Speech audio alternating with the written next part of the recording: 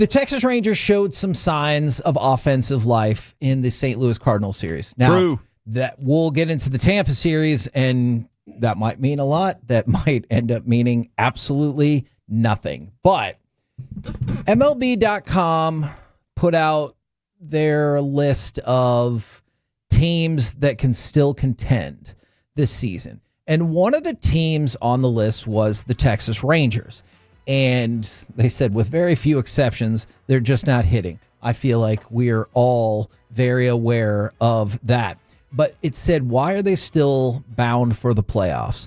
Their rotation, oddly constructed as it may be, has been really good. And so I started thinking about that a little bit more outside of Malley, DeGrom, and Evaldi, though I know he's on the IL right now. You have seen kind of the emergence of Jack Leiter. Feels like he's started to turn a corner. Cody Bradford just passed another kind of rehab test coming back from his elbow injury. Corbin's been decent. Yes, actually, that is a great point. And yes, for everyone who sends it to us, I have also seen the political presidential party breakdown of how he seems to have better statistics when one particular president is in office than the others.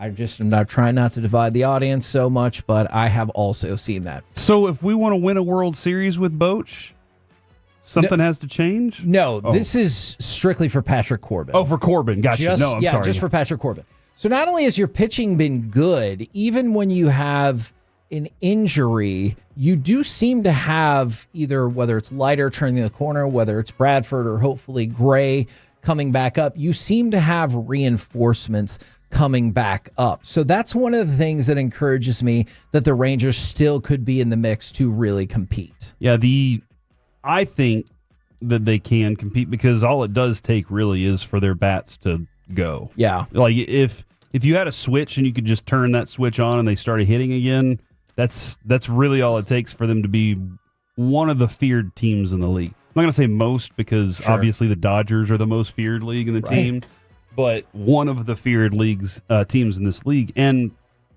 I mean, I'm looking at this rotation, Kevin, and I'm like, maybe you can get some of these pitchers a little rest. I think Evo is going to benefit from this. Yeah. More than I know people might be concerned, but I think he'll benefit from the time off. By the way, and we'll get to some of these other cuts in a minute, but CY yesterday, he echoed with the G-Bag Nation, he echoed the sentiments of Bochy in terms of they think Evaldi is going to be a short IL stint, like hopefully about when it's time. Can they retroact some of that stuff too? Like not this far after the fact, but they already did, I think, one day.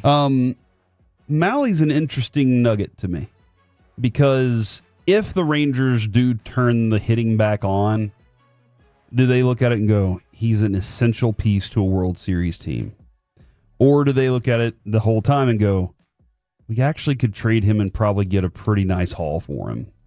And that's where I'm kind of, and again, he does have some incentives in his contract that could bump the Rangers over the apron, as we've discussed a couple times. So that exists, but he's very interesting to me. But yeah, Kevin, I see this team as you have the star power. You have dudes who have played and won championships.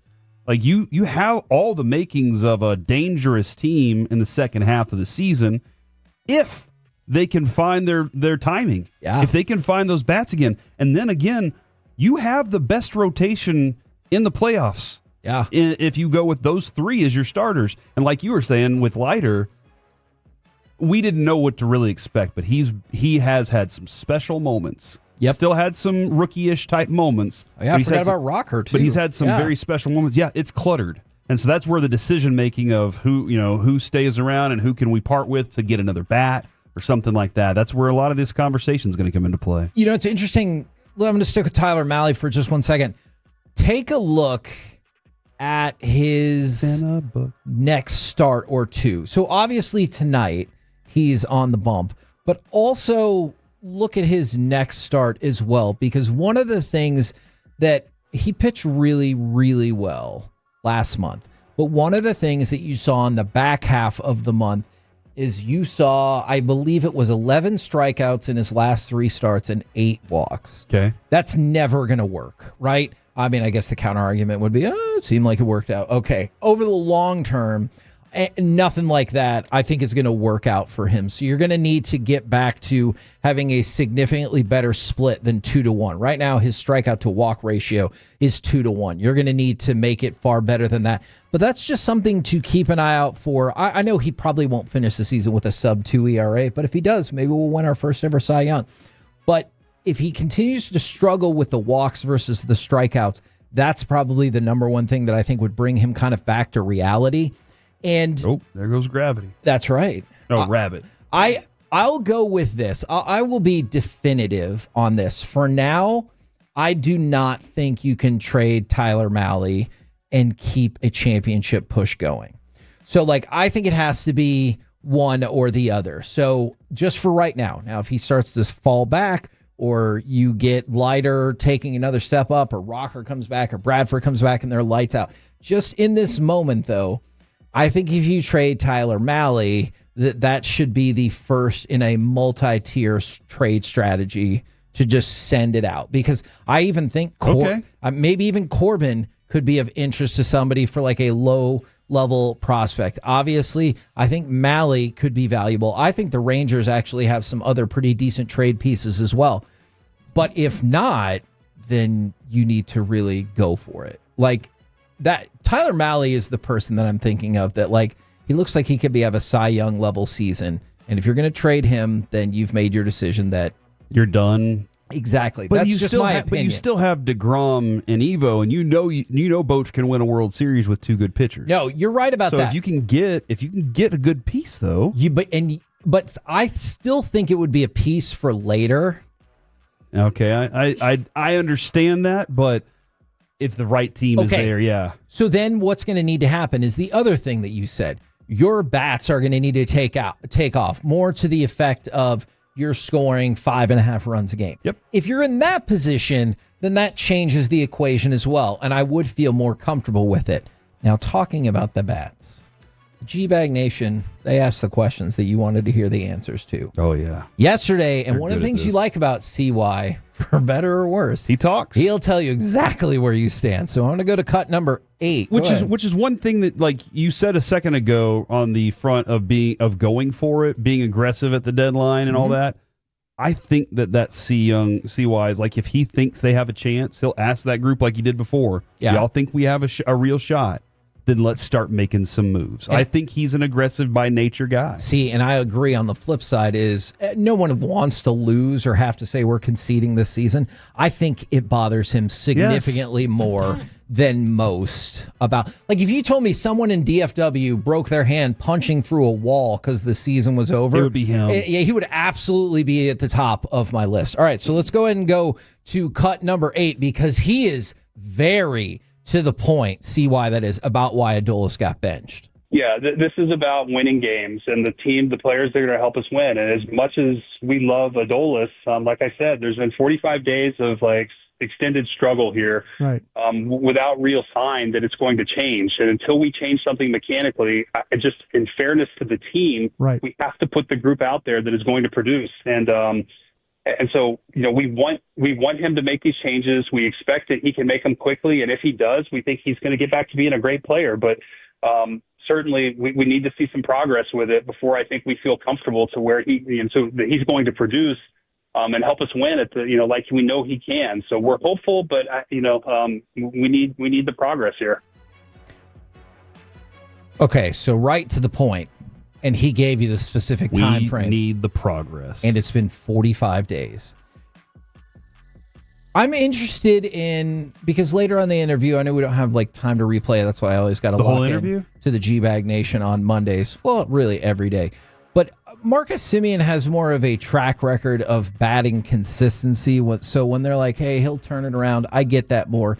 Adolis Garcia has more wild ups and downs on his run. So if you tell me that he figures it out in a couple weeks and is steady the rest of the way, I would be surprised. If you tell me that he struggles for the next 3 weeks and then puts together a month and a half that's better than anybody in all of Major League Baseball, I would be more inclined to believe that. Okay. All right. Who do you think, though, is the one that is most likely to have that kind of a month?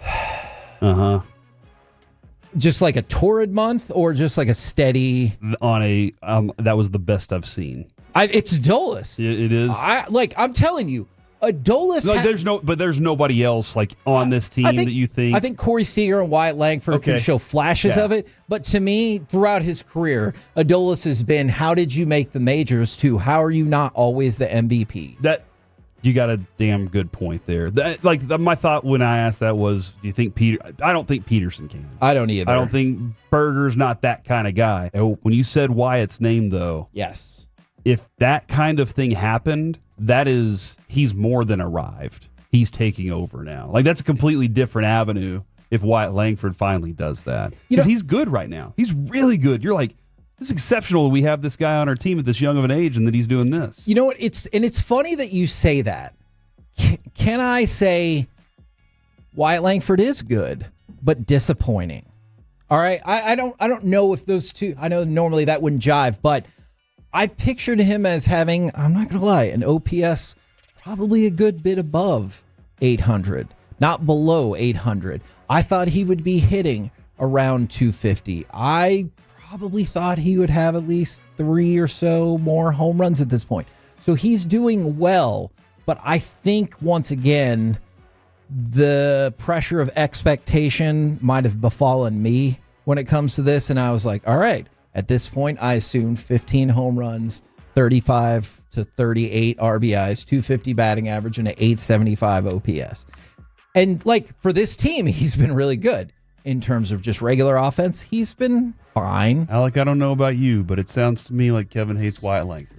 Okay. Yeah, sounds like Evan Carter all over again, man. He shouldn't jump in sports.